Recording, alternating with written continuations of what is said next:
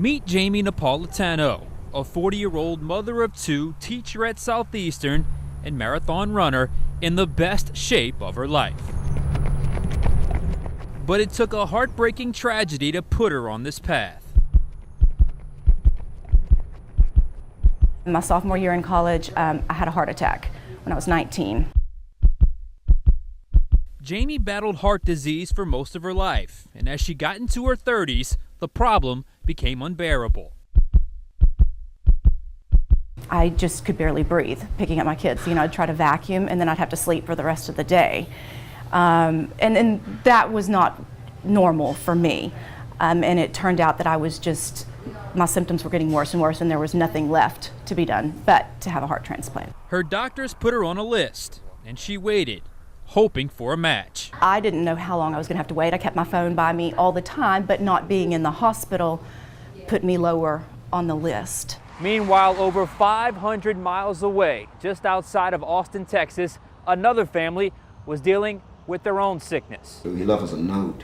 This is Royal and Janice Burleson, a married couple of 35 years with two sons. Their youngest, Cameron, who on the surface had the all-American childhood, excelled in school, played football, and he ran track for Pflugerville High School. But on the inside, Cameron battled a demon. He said, well, I'm hearing voices. I said, what kind of voices? He said, voices is talking to me. I said, oh, yeah? He says, yeah. I said, what are they telling you to? He said, they're telling me to hurt myself. Paranoid schizophrenia was the official medical diagnosis. His parents got him help and medication. They said sometimes it worked, but other times it didn't. Eventually, it became too much for him to bear, and Cameron took his own life. I couldn't hear anything. It was like a bomb had went off. This can't be happening.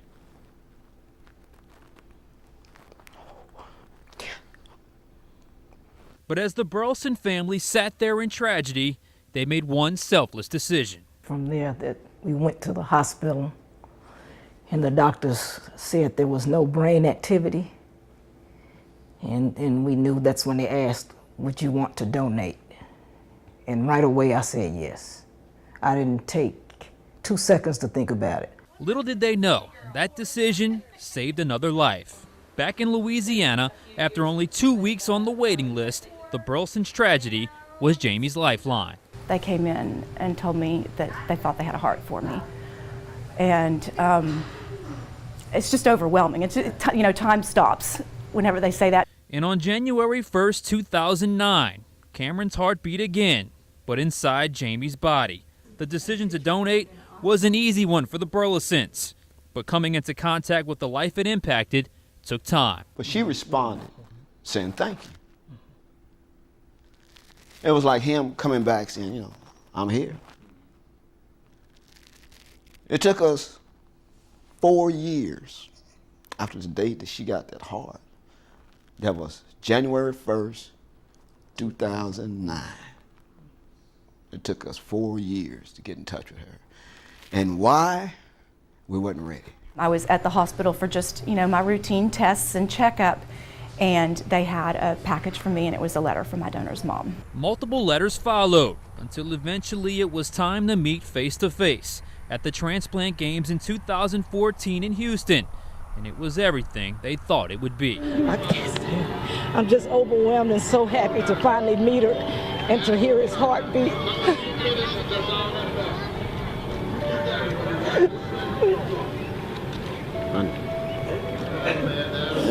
That was a moment I'll never forget. I'll treasure it always.